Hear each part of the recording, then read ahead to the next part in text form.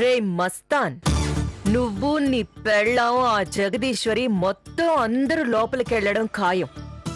మీ అమ్మగారికి ఎలా లేదన్నా 10 ఏళ్లు జైలు శిక్ష. ఏం చేయాలి? అమ్మగారు సాయంత్రం వస్తున్నారే. ఏందిరా ఇప్పుడు ఆలోచన చేసుడు? జల్దీ మీ యూనియన్ ఆఫీస్ కాడికి ఓ.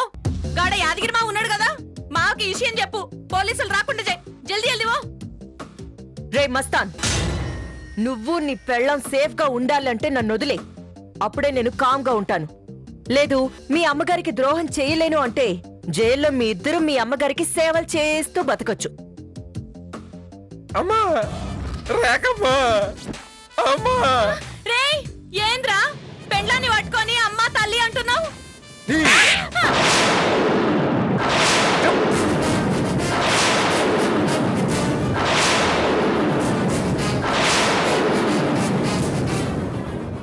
నర్మస్తావా? అమ్మగారు ఎవరు తెలుసా? ఆ ఇంటి కోట్లే కార్తీక్ బాబు రెండో పెళ్ళం.